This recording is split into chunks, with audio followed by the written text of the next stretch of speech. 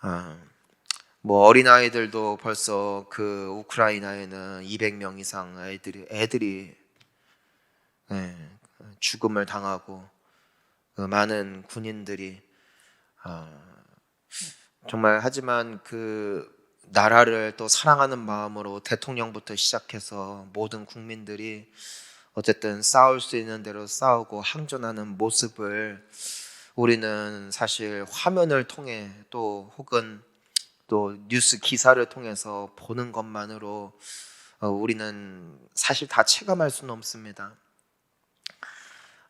하지만 우리가 기도해야 될 줄 믿습니다. 정말 기도가 능력입니다. 기도할 때에 성령이 일하시고 성령이 역사하십니다. 뭐 어떤 사람들은 별로 감흥이 안 와요.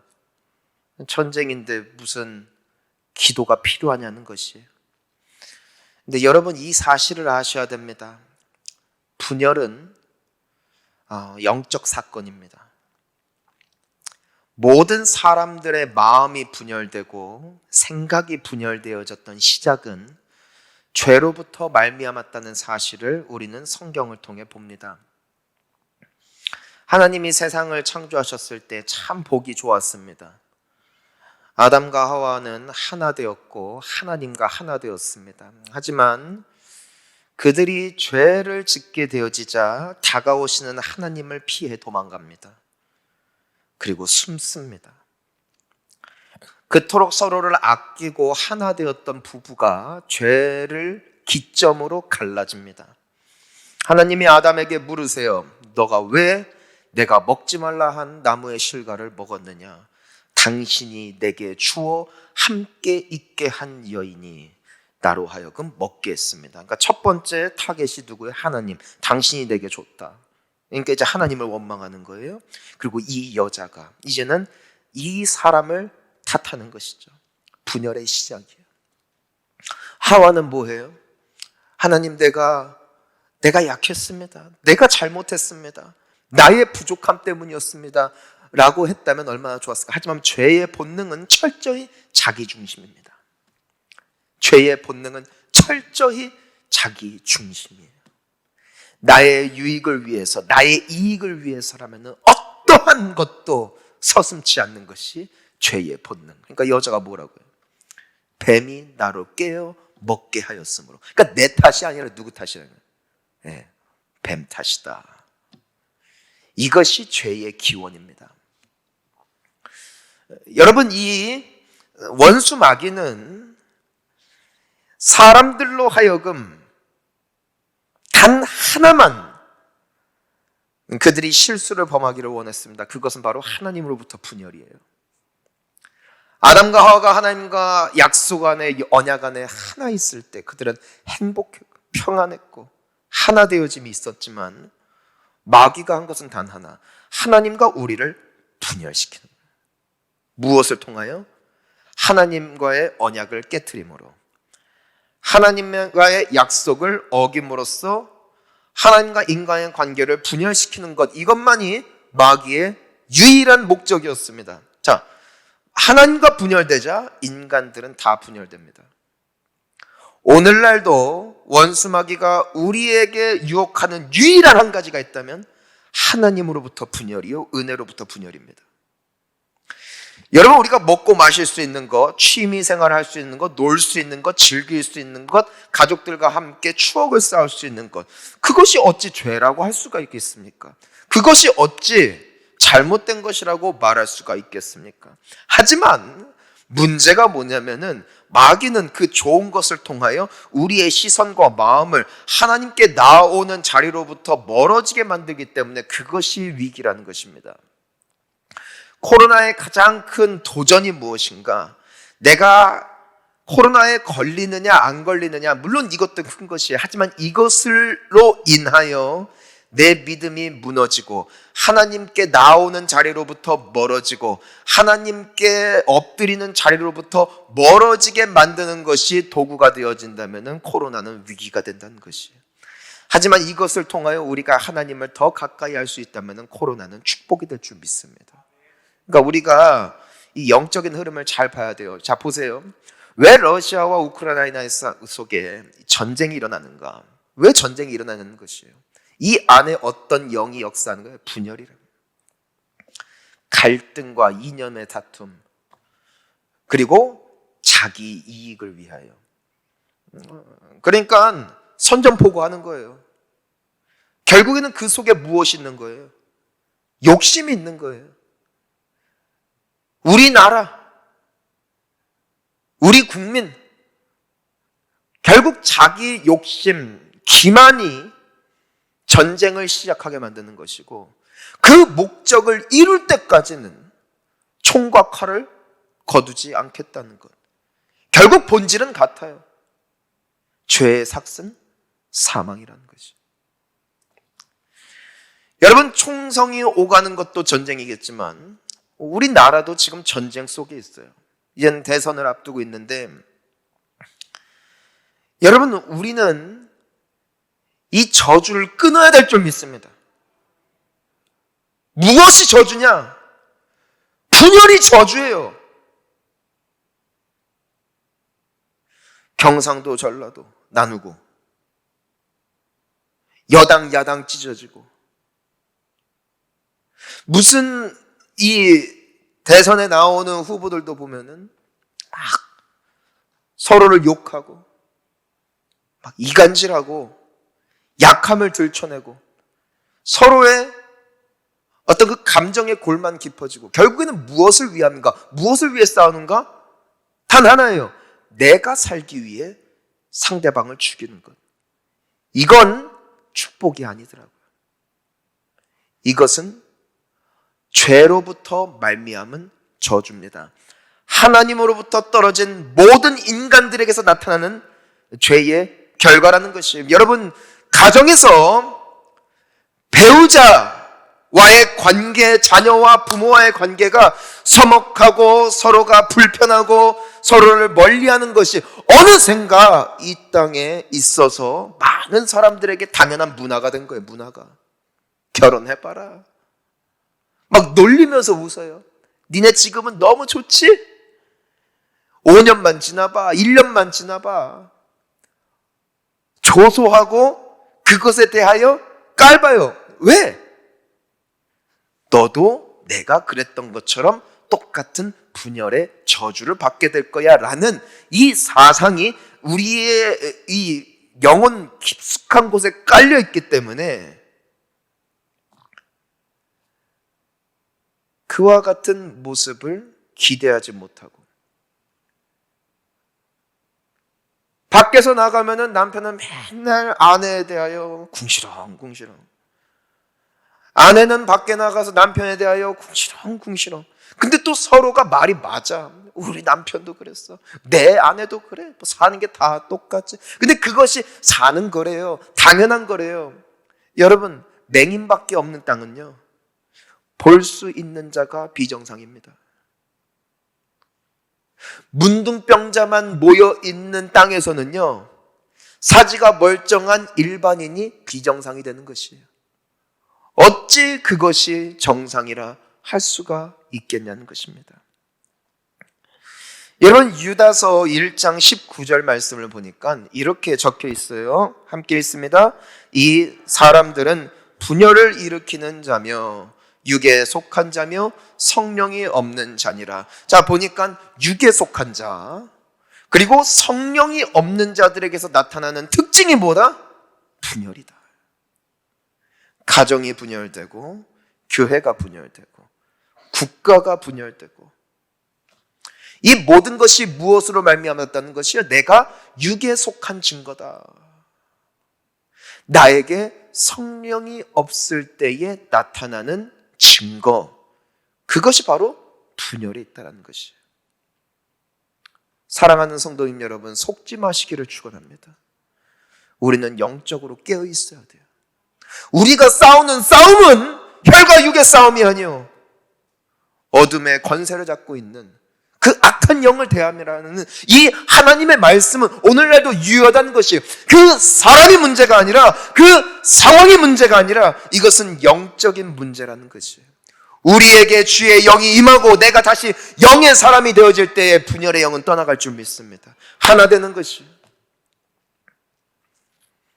여러분, 오늘 말씀이 뭐예요? 예수님께서 말씀하시는 7번째 축복이 무엇이냐면은 오늘 5장 9절 말씀을 보니까 우리 다시 한번 읽어볼까요? 화평하게 하는 자는 복이 있나니 그들이 하나님의 아들이라 일컬음을 받을 것이며. 자, 화평하게 한다는 것이 무엇이에요? 분열을 다시 하나 되게 만들고 어그러졌던 관계가 다시 회복되게 만드는 자들은 복이 있다는 것이에요. 그들은 참으로 행복한 자들이다. 왜? 그들이 하나님의 아들이라 일컬음을 받는다는 것인데, 이것이 무슨 의미냐면 그들이 하나님을 닮았다 칭함을 얻을 거라는 것이에요. 내가 하나님을 닮은 모습은 어떤 모습이다? 분열의 모습이 아니라 화합의 모습이라는 것이죠. 주님 자녀 되어진 줄 믿습니다. 자녀는 부모를 닮는다는 것이죠. 부모의 말투를, 부모의 생각을, 부모의 사상을 자녀들은 배웁니다. 그래서 재밌는 게 보통 어느 집안이 만약에 부모가 야당 쪽이에요. 그럼 보통 자녀들도 그렇게 가더라고요. 막 부모님이 막 여당 쪽이에요. 그러면은 뭐 자식들도 그거에 많이 영향을 받더라고요. 그러니까 그 정치 색깔도 서로 영향을 많이 줘요. 생긴 것도 닮아 있어요. 성향도 닮아요. 그래서 우리가 아이들을 키우면은 참 우리의 어렸을 때 모습을 그대로 빼 닮은 것을 보면서 참 신기하죠. 내 피라는 뜻인데, 하나님의 자녀라 일컬음을 받는 것은 다른 데 있지 않다는 거예요. 내가 하나님을 닮은 모습은, 특징은 바로 화평을 도모하는 자, 하나 되기를 힘쓰는 자. 그들을 보면서 사람들은 누구를 본다는 거예요? 하나님을 본다는 것이에요. 교회가 왜 욕먹을까? 싸워서 욕먹어요. 교회가 왜 욕먹을까? 세상과 같기 때문입니다. 세상에 사랑이 있어요. 세상에 화평이 있습니다. 그것은 바로 친구를 사랑하는 사랑입니다. 자, 따라합니다. 친구를 사랑하는 사람. 예, 친구란 나와 가까운 사람, 나의 편인 사람, 나와 함께 생각이 동일한 사람, 서로에게 유익을 줄 수 있는 사람, 이익을 줄 수 있는 사람, 그래서 같이 있으면 좋은 사람. 원수도 친구는 사랑합니다. 악인도 친구를 사랑합니다. 내가 내 자녀 사랑하는 거, 그거는 모든 인류가 다 합니다. 내가 내 친구를 위해서 헌신해 줄 수 있는 거 못하는 이가 아무도 없습니다. 깡패, 건달, 살인자라도 자신의 혈육과 자신의 친구는 소중히 여길 줄 아는 것, 이것은 인간에게 남아있는 하나님의 형상이에요. 근데 하나님은 그 말씀을 하시는 게 아니에요. 예수님은 그 말씀을 하신 게 아니라고요. 진정한 화평을 도모한다는 것은 나와 가까이 있는 사람들과만 하나 되어지기를 힘쓰는 것이 아니라 나와 반대되는 사람들, 나의 원수들, 나를 싫어하는 사람들, 나를 욕하는 사람들까지도 품고 하나 되기 위하여 헌신하고 드려지는 것, 이것이 예수님 닮은 모습입니다. 하나님이 세상을 이처럼 사랑하셨어요. 세상은 어떤 세상이었어요? 하나님을 저주하고 하나님을 욕하고 하나님을 떠난 것이 세상입니다. 하지만 하나님이 세상을 이처럼 사랑하사 무엇을 하신 거예요? 독생자를 주셨다는 것이에요. 세상을 위하여. 세상은 저주받을 곳이요, 멸망할 곳이요, 하나님을 반하는 곳이요. 하지만 하나님이 사랑하사 끝까지 사랑하셔서 그 분을 버린 자들을 위하여 헌신하시고 희생하신, 하나 되어지기 위하여 모든 것들을 갖다 바치신 분이 우리가 믿는 하나님이신 줄 믿습니다. 때문에 우리가 나음을 입었고 우리가 화평을 입었다는 것이에요. 내가 잘했기 때문에, 의인이었을 때 하나님이 나를 사랑하사 나를 구원하시고 나와 화평하기 위하여 희생하신 것이 아니라, 내가 아직 죄인 되었을 때에, 내가 아직 악했을 때에 그분은 나와 하나 되시기 위하여, 나와 화평하시기 위하여 가장 소중한 것까지도 아낌없이 내어주신 그 사랑으로 오늘 우리가 이 자리 가운데 있게 되어진 줄 믿습니다. 내가 죄를 짓고 실수를 할 때가 많이 있지만서도 하나님의 끈질긴 사랑과 그 고집이 오늘 나로 하여금 하나님을 찾게 만드는 성도의 반열에 이르게 한 것이지, 내가 애초부터 잘했기 때문에 하나님께서 나에게 복을 주신 것이 아니었다는 것이에요. 이것이 바로 화평케 하는 자는 복이 있다. 저들이 하나님을 닮았다는 거죠.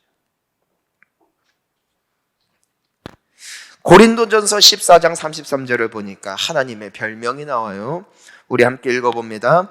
하나님은 무질서의 하나님이 아니시오 오직 화평의 하나님이시라. 자, 무슨 하나님이시라고요?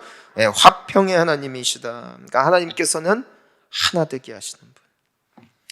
이사야서 9장 6절도 보니까 그 다음 구절, 다음 보니까 뭐라고 되어 있냐면은 그의 어깨는 정사를 메었고 그의 이름은 기묘자라 모사라 전능하신 하나님이라 영존하신 아버지라, 또 뭐라고요? 평강의 왕이라 할 것임이라. 그러니까 지금 예수님에 대하여 말할 때 그분은 무슨 왕이다? 평강의 왕이다. 그러니까 하나님은 화평의 하나님, 예수님은 평강의 왕. 하나님의 본질은 하나됨이었다는 거예요. 성령이 역사하시는 곳 가운데는 분열이 떠나갑니다. 성령이 내 안에서 역사하실 때 우리는 하나 되는 것입니다. 하지만 성령이 떠나가시면 나는 하나 될 수가 없다는 것. 이것이 본질이라는 거예요. 본질. 사랑하는 성도님 여러분, 우리가 살아가는 가운데 참 좋은 만남도 있는가 하면 어려운 만남도 있고, 교회 내에서도 나와 맞는 사람이 있는가 하면 참 안 맞아요. 어떤 사람은 분명히 덕담을 한 건데 상처를 줘요. 덕담으로 상처 주더라고요. 참 안 맞는 거예요. 안 맞는 거. 그러니까 그 사람은 그런 의도가 아닌데 그렇게 들리는 거예요. 때문에 가정에도 불화가 있고 분열이 있고, 교회도 보면 얼마나 분열이 많은가 몰라요.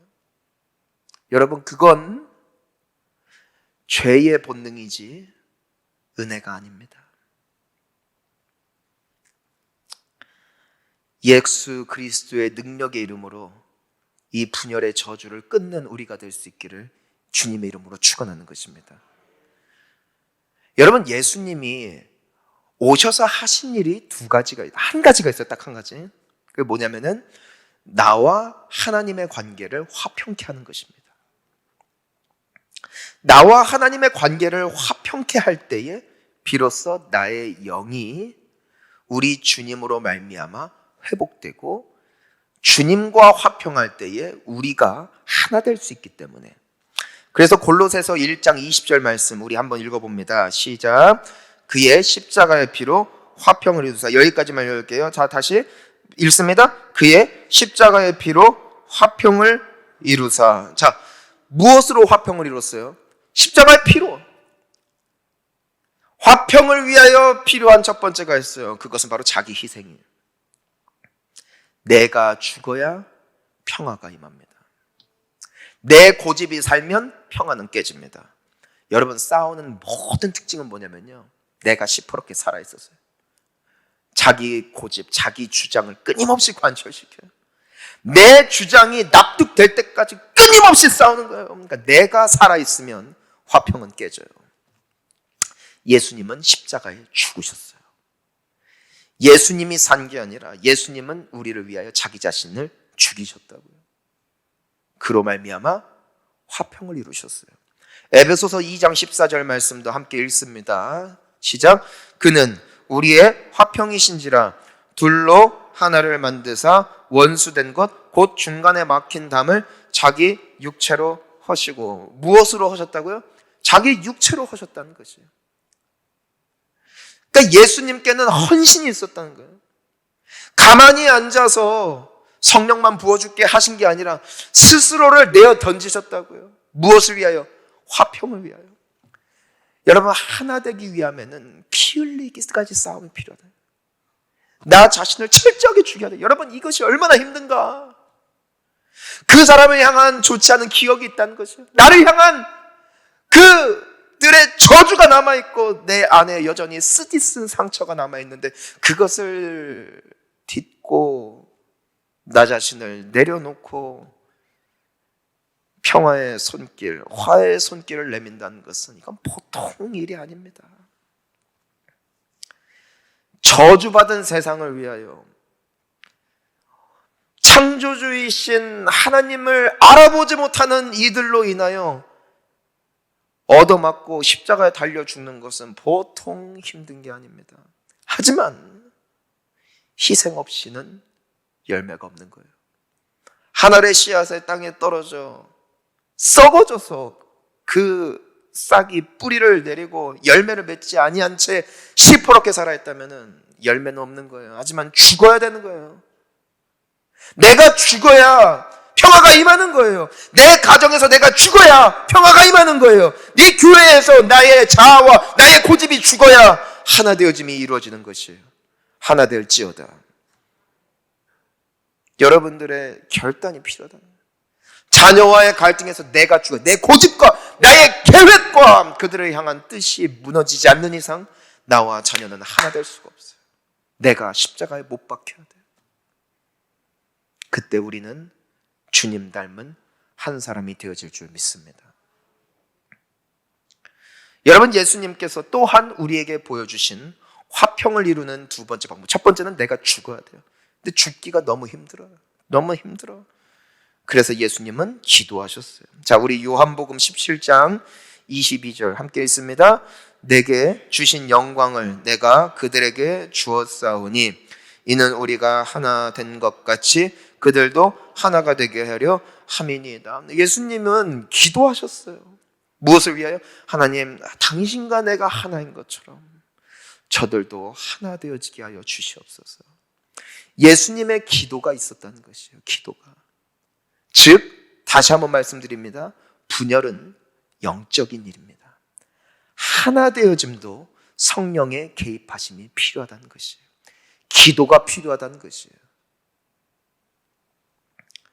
내가 용서할 수 없는 사람을 용서할 수 있는 능력은 기도로부터 말미암습니다.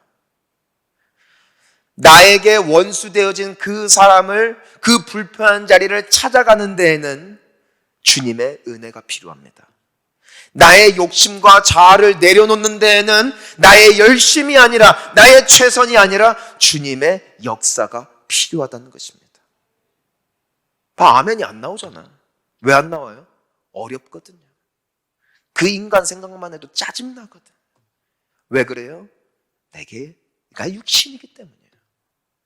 내 안에 성령 하나님이 역사하시지 않는 이상 우리는 화평을 도모할 수 없고요. 나는 본질상 하나님을 닮은 자가 아니라 죄의 속성을 닮은 자들이기 때문에 피 흘리기까지 주님 앞에 엎드리지 않는 이상 우리는 그냥 이렇게 살면서 죄의 본능 따라 살다가 주님의 의를 이루지 못한다는 것입니다.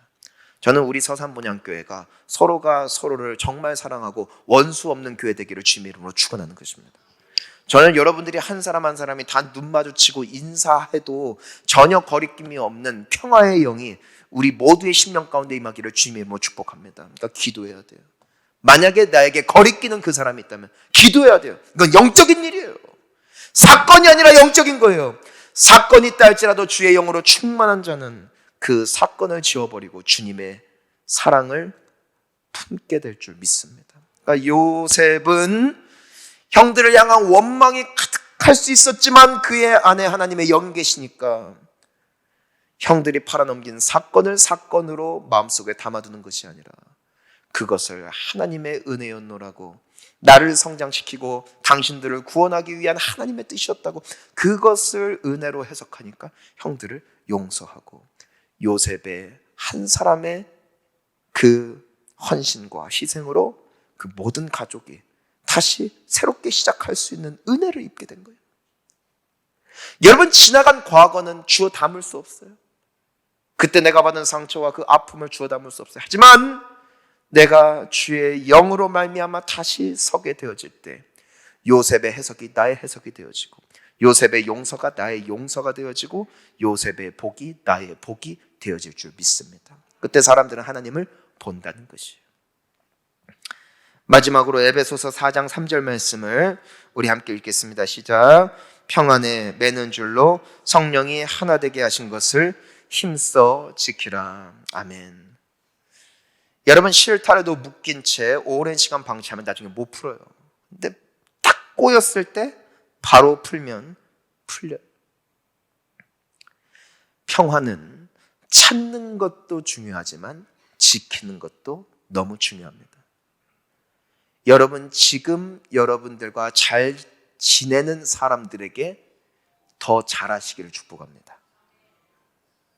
대충 대하지 말고 가까이 있는 자들을 소홀히 여기면 안 된다는 것입니다. 성령 안에 복이에요.